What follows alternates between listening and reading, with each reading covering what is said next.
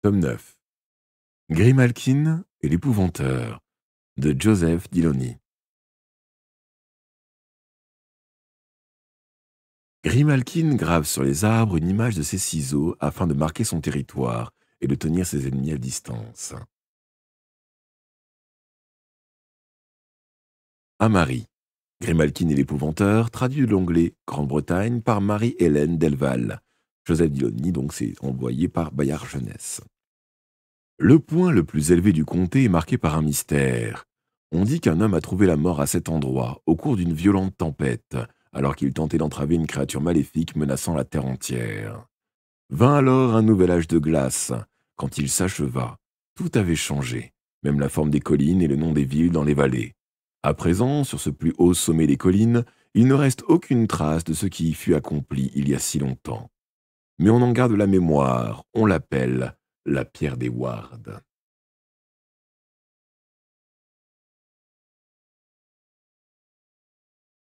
La tueuse actuelle du clan Malkin est Grimalkin. Aussi forte que rapide, elle respecte son code de l'honneur et se refuse à toute tricherie. Elle préfère les adversaires qui représentent un défi. En dépit de son intégrité, Grimalkin a aussi ses côtés sombres. Elle est connue pour utiliser la torture. Tous craignent le claquement de ses terribles ciseaux. Elle les utilise pour couper les os et la chair de ses ennemis. Mais son arme favorite, c'est une longue épée. Elle est habile à forger ses propres lames. Extrait des carnets de John Gregory, le bestiaire de l'épouvanteur. Grimalkin fait sa première apparition dans le combat de l'épouvanteur quand elle est envoyée par les sorcières de Pendle pour tuer Thomas Ward. Depuis, elle a raconté dans les sorcières de l'épouvanteur l'origine de la haine qu'elle voue à son ennemi juré, le malin.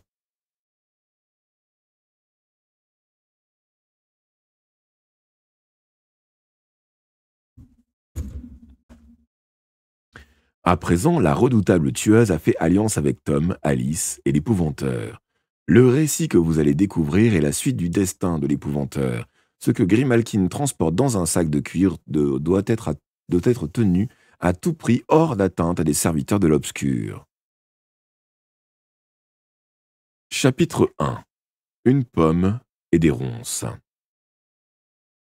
Observe attentivement l'ennemi que tu dois affronter.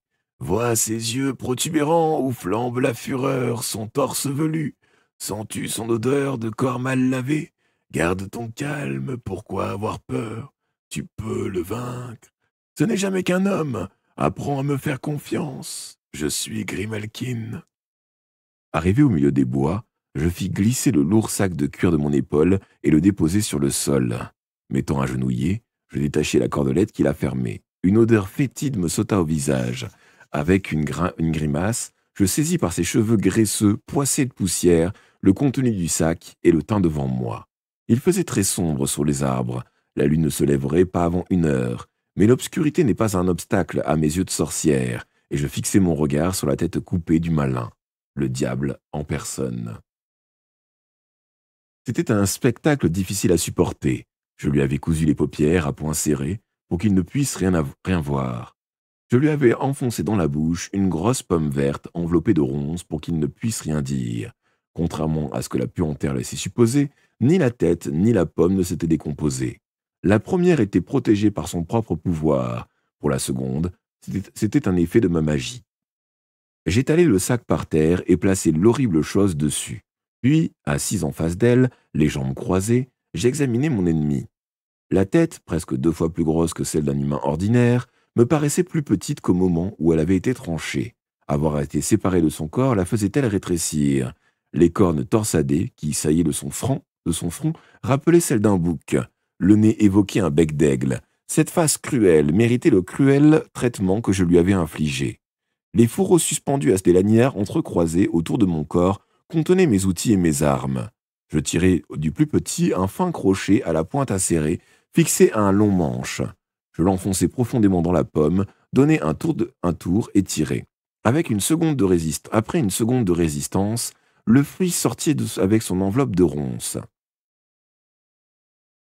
Libéré de ce qui l'obstruait, la bouche du malin se referma lentement. J'eus le temps d'apercevoir ses dents cassées, et je lui avais brisé d'un coup de marteau pendant que nous luttions contre lui avec l'épouvanteur et Tom Ward. Cet instant avait laissé dans mon esprit une image indélébile. J'avais longtemps attendu l'occasion d'entraver ou de détruire mon pire ennemi. Enfant, déjà, je le détestais. J'observais les ruses qu'il employait pour contrôler mon clan et les flatteries dont les membres du conventus usaient envers lui. Ils attendaient toute l'année le sabbat d'Halloween, l'époque où ils pouvaient espérer sa visite. Il apparaissait parfois au beau milieu du feu, et les sorcières tentaient désespérément de toucher son flanc velu au mépris des flammes qui mordaient leurs bras nus. J'éprouvais alors envers lui une répulsion instinctive, une haine viscérale qui ne cessait de grandir. Si je ne réagissais pas, il empoisonnerait toute mon existence. Son ombre noire assombrirait chacune de mes actions. Il était intelligent, ingénieux et sournois, sachant prendre son temps pour parvenir à ses fins. Je craignais par-dessus tout de tomber un jour en son pouvoir, comme nombre de celles qui l'avaient affronté. Cette idée m'était insupportable. Or, il existe un moyen pour une sorcière de le tenir à distance. C'est une méthode extrême, mais qui la libère définitivement, s'accoupler avec lui et porter son enfant. Une fois qu'il aura vu sa progéniture, le malin n'approchera plus jamais la mère, à moins qu'elle n'en exprime le désir. La plupart de ses fils sont des semi-hommes, des monstres difformes dotés d'une force redoutable. Ces filles deviennent de puissantes sorcières. Certains enfants, ils sont rares, naissent parfaitement humains, épargnés par le mal. Je m'exposais donc à mettre au monde une créature de l'obscur, mais j'étais prêt à courir ce risque. Je fus comblé. Mon bébé était un beau petit garçon en tout point parfait.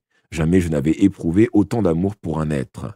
Sentir contre moi son petit corps chaud, si démuni, si confiant, dépasser mes rêves de bonheur les plus fous. Cet enfant m'aimait, et je l'aimais. Sa vie dépendait entièrement de moi, et pour la première fois, je connaissais le bonheur.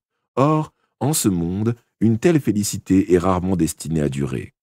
La nuit où la mienne prit fin reste gravée dans ma mémoire. Le soleil venait de se coucher, c'était une chaude soirée d'été, et je me promenais derrière les murs de mon jardin, à l'arrière de mon cottage. Je fredonnais une berceuse tandis que mon bébé s'endormait dans mes bras. Un éclair fusa soudain au-dessus de ma tête, le sol trembla sous mes pieds, l'air se refroidit brusquement. J'avais beau m'attendre à cette visite, son imminence me glaça le sang. En même temps, je m'en réjouis, car après avoir vu son fils, le malin disparaîtrait et ne s'approcherait plus de moi. Je serais débarrassé de lui jusqu'à la fin de mes jours. Auparavant, il m'était apparu sous les traits d'un beau jeune homme aux boucles noires, aux yeux bleus, à la bouche souriante. Mais il peut se montrer sous de multiples apparences. Il avait choisi cette fois celle que les sorcières de Pendle nomment son effrayante majesté, la plus impressionnante, celle qu'il prend pour inspirer la terreur. Il se matérialisa si près de moi que son haleine fétide me donna la nausée.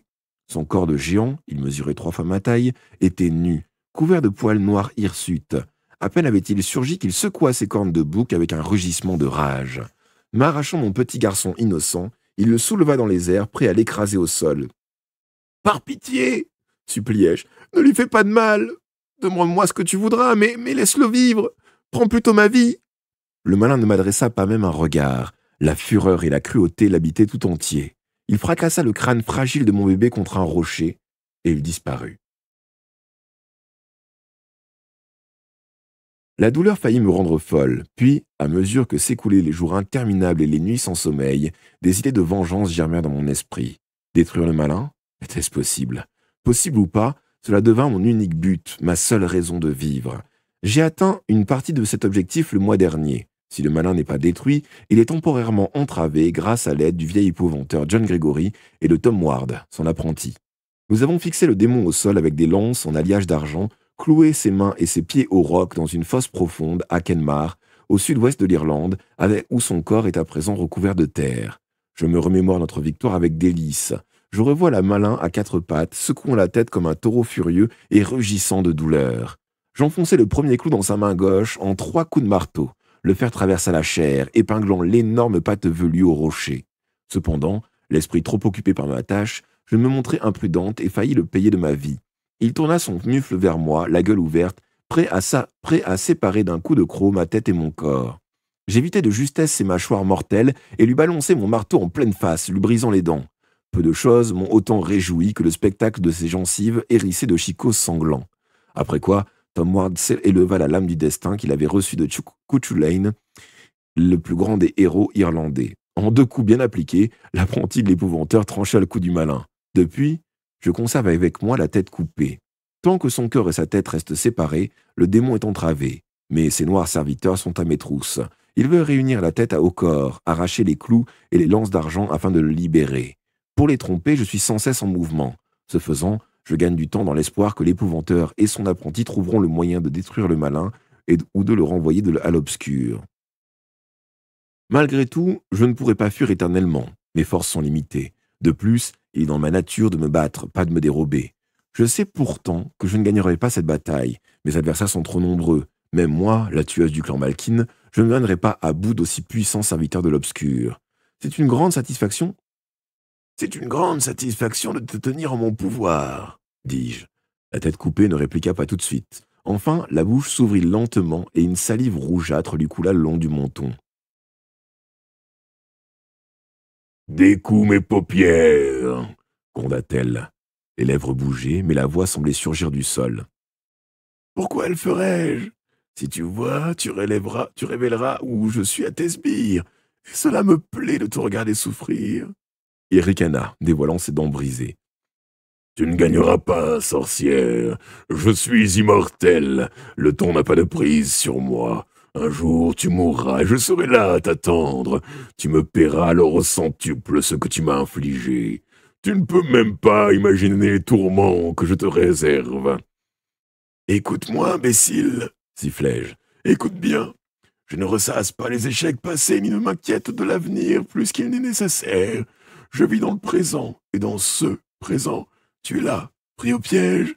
C'est toi qui souffres, tu es en mon pouvoir. Tu es forte, sorcière, reprit calmement le malin. Mais tu es traqué par plus fort et plus dangereux que toi. Tes jours sont comptés. Soudain, une immobilité silencieuse nous enveloppa. Notre conversation l'avait poussé à tenter ce qu'il n'avait pas réussi la première fois que je l'avais sorti du sac. Il possédait le don de ralentir ou d'arrêter le temps. Bien que d'être séparé de son corps ait limité ses capacités, ne voulant courir aucun risque, je lui fourrai la pomme enveloppée de ronces dans la bouche et retirai mon crochet. Le visage du malin se tordit, ses yeux roulèrent convulsivement dans les paupières closes, mais j'entendais de nouveau les feuilles bruire dans le vent. Le temps avait repris son cours, le danger était passé. Je remis la tête dans le sac de cuir et, le regard fixé sur l'obscurité des bois, je me concentrai. Un bref reniflement m'apprit que l'endroit était encore sûr. Rien de menaçant ne guettait dans les buissons recouvrant le sommet de la colline, et c'était un excellent emplacement. Mes poursuivants dont le nombre avait peu à peu augmenté ne pourraient pas approcher sans être repérés. Je les avais semés en fin de soirée. Je m'étais ensuite enveloppé dans ma précieuse cape d'invisibilité. Je ne l'employais qu'avec parcimonie car mes ressources étaient encore épuisées. Minuit approchait. J'avais l'intention de me reposer ici et de reprendre des forces en dormant jusqu'à l'aube. Quelques instants plus tard, je m'éveillai en sursaut, alarmé. Mes poursuivants escaladaient le flanc de la colline et se déployaient de façon à encercler le bois. Comment était-ce possible? Je m'étais rendu soigneusement invisible. Ils n'auraient pas dû me localiser. Sautant sur mes pieds, je balançai le sac de cuir sur mon épaule. L'heure n'était plus à la fuite, mais à l'affrontement. Comme toujours, l'anticipation renouvela ma vigueur. Mesurer ma force à celle de mes ennemis, me battre et tuer, telle était ma raison de vivre. Combien était-il? Je touchai les os de pouce pendus au collier que je portais autour du cou, assimilant leur pouvoir magique avant de sonder mentalement les ténèbres. Ils étaient 9 à approcher. Je reniflai à 3 reprises pour en apprendre davantage. D'autres suivaient, à environ 1000, une vingtaine peut-être davantage. Percevant alors un élément anormal, je reniflai de nouveau. Quelque chose ou quelqu'un s'était joint à ce groupe, que je n'arrivais pas à identifier. Un être étrange. De quelle nature? Je me rappelais les paroles du malin. « Tu es traqué, pas plus fort et plus dangereux que toi !» Faisait-il allusion à cette créature? Peut-être. Pour le moment, en tout cas, je n'avais pas à m'inquiéter du gros de la troupe. Je devais d'abord affronter la menace immédiate. Je m'employais donc à évaluer le danger représenté par les 9 attaquants les plus proches. 7 d'entre eux étaient des sorcières. L'une d'elles, au moins, était de première force et utilisait la magie d'un animal familier. Cela expliquait sans doute comment j'avais été repéré. Le compagnon d'une sorcière peut être aussi bien un crapaud qu'un aigle, il s'agit parfois d'un habitant de l'obscur, bien que ces êtres-là soient difficiles à contrôler. Celui-ci avait su percer mon enveloppe d'invisibilité. Je perçus aussi que l'un de ceux qui grimpaient sur la colline était un semi-homme et que le 9e était un mage noir. Il m'aurait été facile de m'esquiver en choisissant le passage qui m'opposerait le moins de résistance. Deux des sorcières étaient jeunes, encore novices. Je pouvais rompre l'encerclement à cet endroit et me fondre dans l'obscurité. Mais telle n'est pas ma façon de faire. J'allais leur rappeler qui j'étais, leur envoyer à tous un message clair. J'étais Grimalkin, la tueuse du clan Malkin. J'étais resté éloigné. Trop longtemps, ils avaient perdu le respect qu'ils me devaient. Ils apprendraient de nouveau à me craindre. Bondissant vers mes ennemis, je les mis en garde. « Je suis Grimalkin, et je peux vous tuer tous. Je n'abattrai pourtant que 3 d'entre vous, les 3 plus forts. » Pour toute réponse, un grand silence tomba sur la colline. Le calme avant la tempête, j'étais la tempête. Je tire alors 2 armes. Dans ma main gauche, la longue lame que j'utilise en combat rapproché. Dans la droite, un couteau de jet. Mes adversaires entrent à présent sous les arbres et je descends la colline à leur rencontre. J'abattais d'abord le mage, puis le semi-homme, et enfin la sorcière la plus puissante. Je progresse lentement, prenant soin de ne faire aucun bruit. Certains des attaquants manquent de ce talent ou de cette prudence. Mon ouïe fine détecte ici ou là un craquement de branches, le froissement d'une longue jupe traînant sur le sol. Arrivant au surplomb du mage, je m'arrête. Il n'est qu'un homme, ce sera le plus facile des 3 à vaincre. Néanmoins, il est indubitablement plus redoutable que 6 des sorcières. Une tueuse ne doit jamais sous-estimer son adversaire. Je le tuerai vite avant de passer au suivant. Je me ramasse sur moi-même, comme un ressort, et me concentre sur mon attaque. Fouillant l'obscurité de mon regard perçant, le mage est jeune, mais malgré la puissance de sa magie, il n'est pas en bonne condition physique. Trop gros, essoufflé par la montée. Soudain, je m'élance. 3 pas, et je projette mon couteau sans ralentir. Le mage le reçoit en plein cœur. Il bascule en arrière, mort avant d'avoir pu émettre un cri. Ses productions magiques se sont révélées inefficaces. Le semi-homme est ma prochaine cible. Il est grand, avec des yeux énormes. Des crocs jaunes soulèvent sa lèvre supérieure. Ces créatures possèdent une force colossale. Il faut les tenir à distance et ne les attaquer qu'à une longueur de bras. Qu'ils vous saisissent et vous finissez déchiquetés, les membres arrachés les uns après l'autre. Les membres arrachés l'un après l'autre. Ils sont brutaux, dépourvus de tout sens moral, capables du pire. Si j'avais eu un tel fils, je l'aurais noyé de sa naissance. Je cours vers lui à toute vitesse, tirant une autre arme de jet d'un de mes fourreaux. J'ai bien visé. Je lui aurais transpercé la gauche s'il n'était pas protégé, mais les sorcières l'ont enveloppé d'un sort qui écarte ma lame. Elle rebondit et retombe inutile. Avec un rugissement furieux, le monstre fonce sur moi, brandissant d'une main une massue et de l'autre une lance à pointe recourbée. Il abat la première et me vise de la seconde. Je m'écarte juste à temps. Je pivote, et le sac pesant bas contre mon dos, de ma longue lame, je tranche la gorge du semi-homme. Il s'écroule en émettant un affreux gargouillis, tandis qu'un flot de sang jaillit de sa blessure. Sans changer de rythme, je reprends ma course. Il me reste à affronter ma 3e ennemie, la puissante sorcière. Je me déplace latéralement de cette façon, l'arme que je tiens de la main gauche, la plus meurtrière, reste face à la pente et aux sorcières qui continuent de grimper vers moi. L'une d'elles attaque, mais ce n'est pas celle qui m'intéresse. Je la frappe au visage du pommeau de mon épée et elle bascule en arrière. Elle survivra, édentée. L'adversaire que j'ai choisi a compris mes intentions. Se plantant face à moi, elle lance vers mon cœur de noirs enchantements comme autant de traits empoisonnés. Je les esquive. À l'instant où je me jette sur elle, j'entends un battement d'ailes. Une ombre aux serres ouvertes fond sur moi. C'est une crécelle, une sorte de faucon. Mon épée décrit un arc de cercle volatile émet un cri perçant et les plumes voltigent autour de moi, telle une neige sanglante. Voyant son petit compagnon mort, la sorcière glapit. Elle glapit de nouveau quand je lui entaille la peau une première fois. Le coup suivant lui ôte la vie. Les seuls bruits audibles à présent sont le clappement de mes pieds sur le sol et le chuintement de ma respiration. Je dévale la pente, quittant le couvert des arbres. Je sortis du bois en direction de l'est, abandonnant mes ennemis à leur sort. Sans ralentir ma course, je réfléchissais à ce qui venait d'arriver. Une tueuse doit sans cesse évaluer ses échecs autant que ses réussites, car les uns et les autres ont beaucoup à lui enseigner. Il me fallait comprendre comment j'avais été découverte. La sorcière était puissante, mais son compagnon n'était qu'un jeune faucon. Leur magie réunie n'était pas en mesure de percer l'écran d'invisibilité dont je m'étais entouré. Non, il y avait autre chose. Je repensais à l'étrange présence mêlée au groupe resté à l'arrière. De quelle nature était-elle? Était-ce cette créature qui m'avait repéré? Auquel cas, elle possédait de grands pouvoirs. C'était quelque chose de nouveau que je n'avais encore jamais rencontré. L'inconnu présente toujours un danger. Il est sage de s'en méfier. Mais cet être-là serait bientôt mort. Comment pouvait-il espérer me vaincre? Je suis Grimalkin.